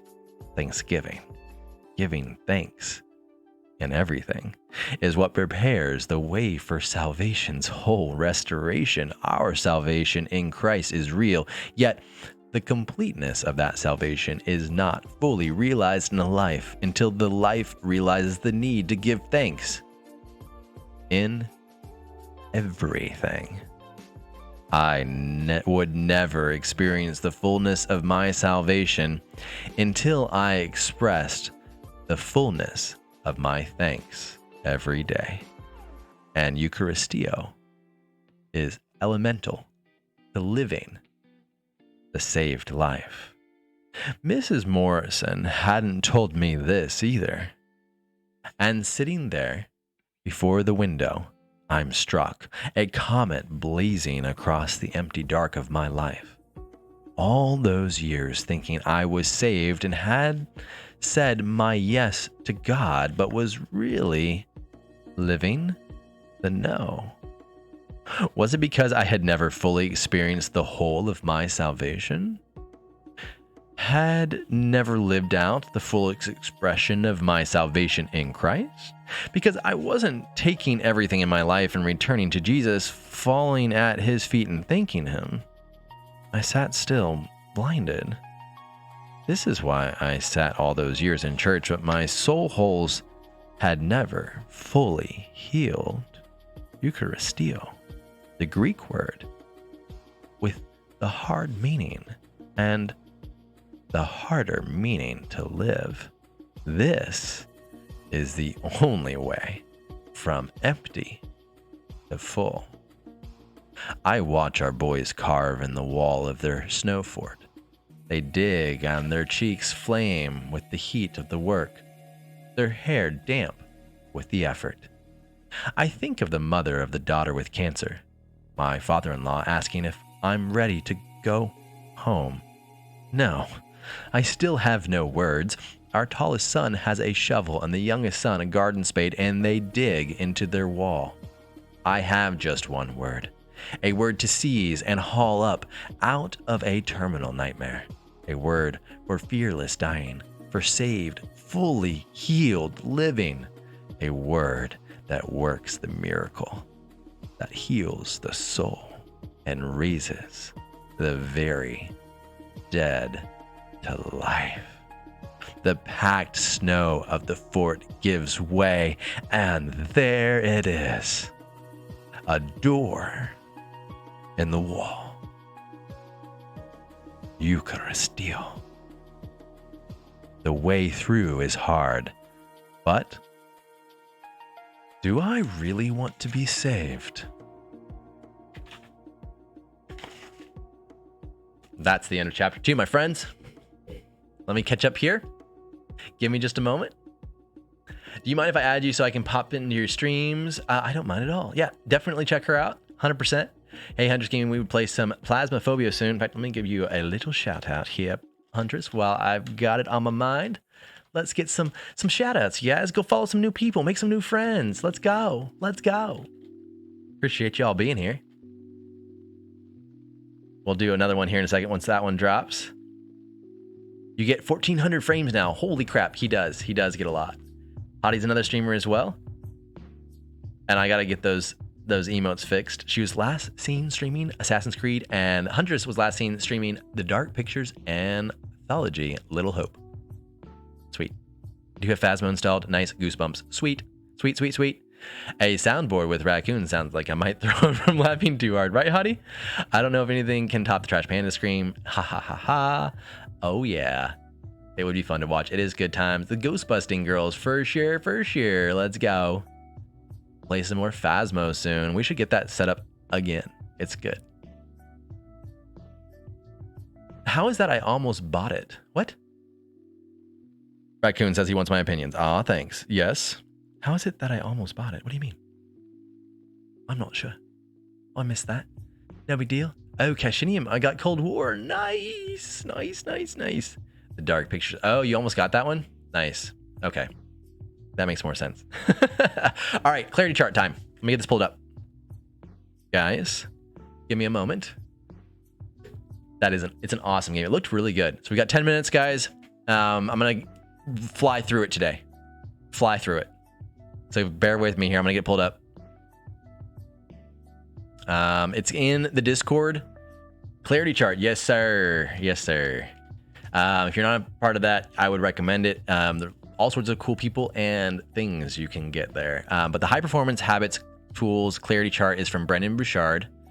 And let me get it pulled up here. It is not something I wrote, but it's something we're going through together as a stream. Highly recommend. I can get it pulled up properly. Boom. Cash looking like a tomato. Why am I looking like a tomato? No? I shouldn't look like a tomato? No? Cancel. Why am I getting accessibility assistant? I'm red? No? I mean, this is my normal color balance. Studio Kids with the pew pew. W. I don't know what you're talking about there, Raccoon. But here we go, guys. You do look pink.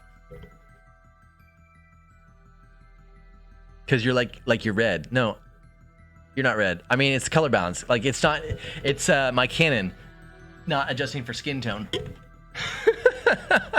That's all it is. All right, guys. I'm not red though. Thank you. You did just go normal doing that. I know. You are looking a bit flushed. Normal. He is licking us. No, I'm not licking you. But, like, you can see my normal skin tones when I get closer because it's not trying to counteract with everything else behind me. All right. Clarity chart time, guys. I'm getting distracted. Here we go, guys. Who has smelt his breath? Gross. Raccoon, settle down. Settle down. Juicy. You guys need to settle down. All right. Or did I? I don't know. The clarity chart, this is what we're talking about. It's available in the Discord under Smile Zone. And it's something you should be working out as a prompt every day. Opinions. Not every day. Sorry, this is every Sunday that we're working once a week. I'm encouraging you to do it with me on Sundays. You don't have to do it with me on Sundays. You could do it on Mondays. You could do it on Fridays. You could do it, I don't care, any day of the week. Yes, you should, Raccoon. Do it, my dude. Smile Zone. Noted. Yes. Okay. So this is what it is. The clarity chart. You're going to fill out these prompts every week. Right? There are 4 pillars of your future self that you should be working on and living with intention on a daily basis. If you haven't heard about it, you don't know what I'm talking about, go back and watch some of my previous streams. I've got it all there. It's also on my YouTube. It will really be beneficial. Highly recommend it. So for yourself, you're writing 3 words that describe your best self. Go back to a time where you feel like you were just loving life, whatever that may be. I know there's a memory that's going to come to you. It might be many years ago, but try to think about what those emotions, those feelings were that you would like to relive daily. That best feeling that you've ever had. Those are the 3 words that describe your best self. Some ideas for how I can embody these 3 words in the upcoming week are blank. Yes, do it. Do it. GoDaddy. Yes. I see. All right, now social is the second pillar. 3 words that could define how I want to treat other people are fill in the blanks. Think about how you want people to treat you.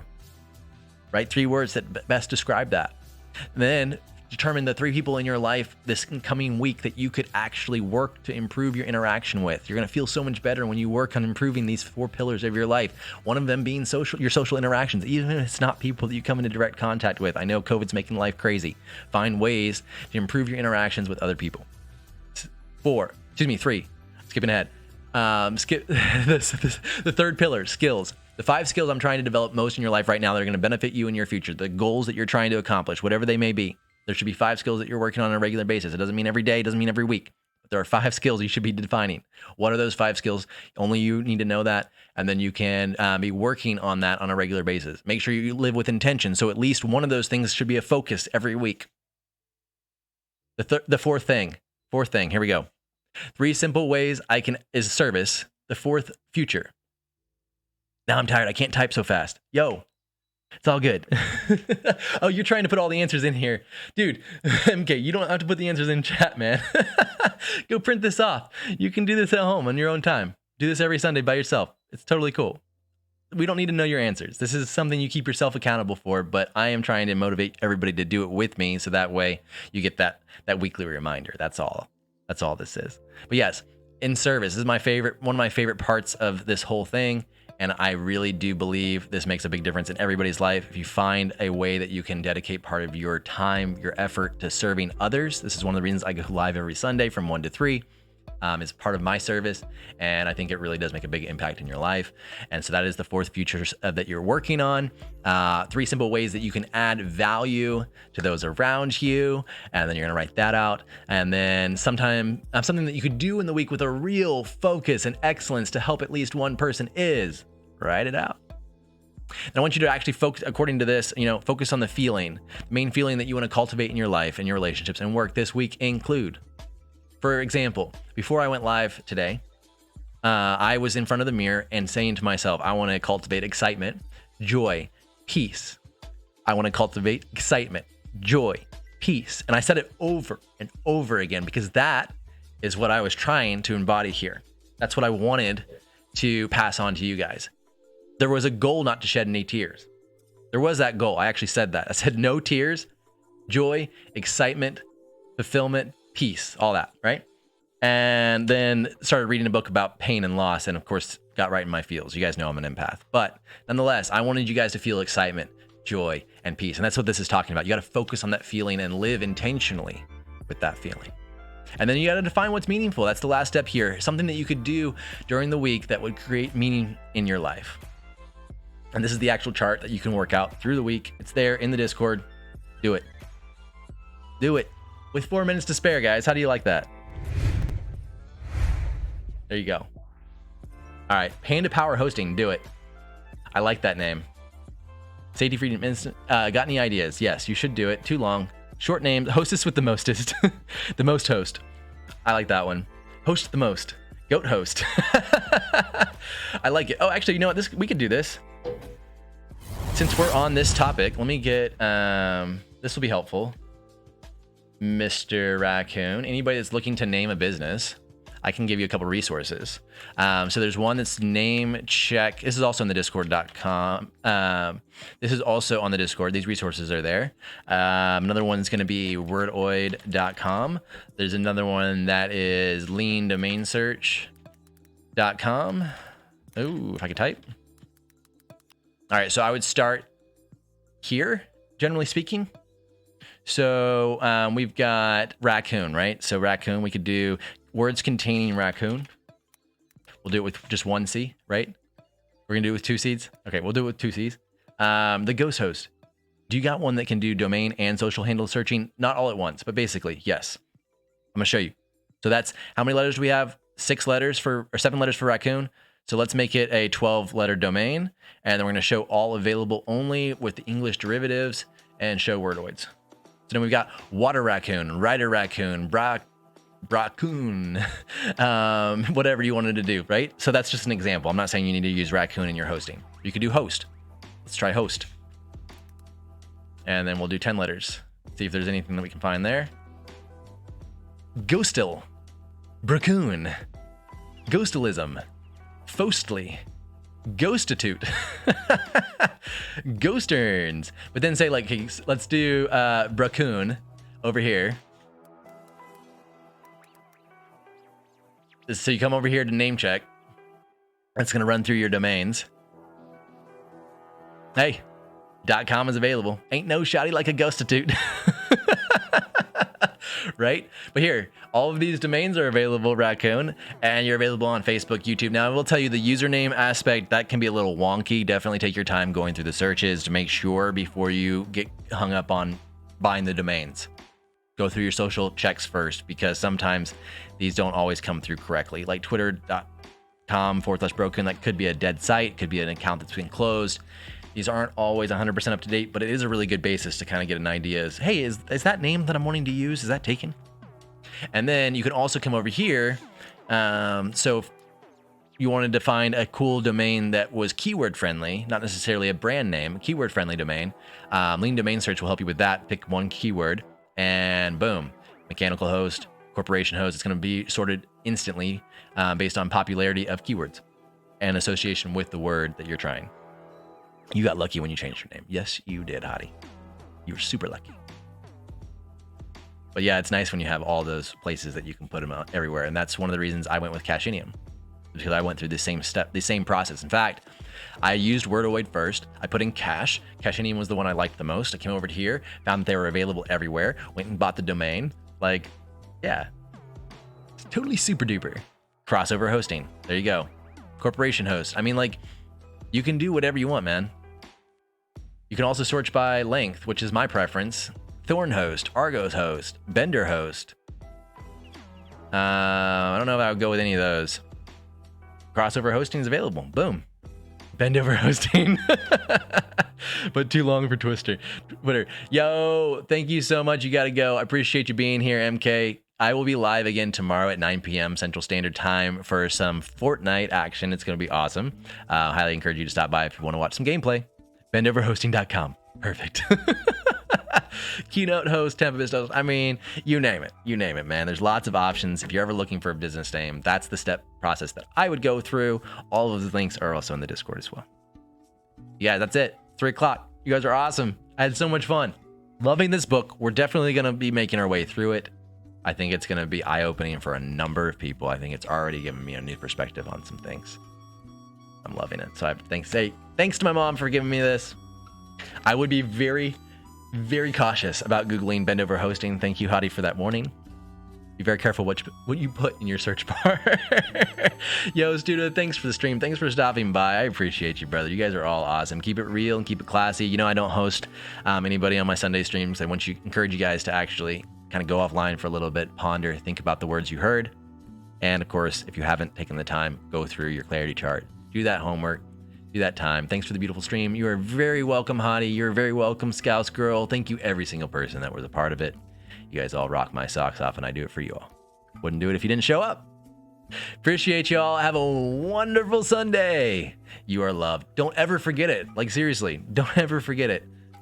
You're loved beyond your wildest imagination. I don't care what you've been through, how hard life gets. Keep your chin up, your eyes forward. You'll find your path. And if you need help, need a second opinion, need somebody to chat with, community is growing on Discord. If it's not me, it might be somebody else, but try to help the way we can. Have a great Sunday. See ya. Peace. Bye.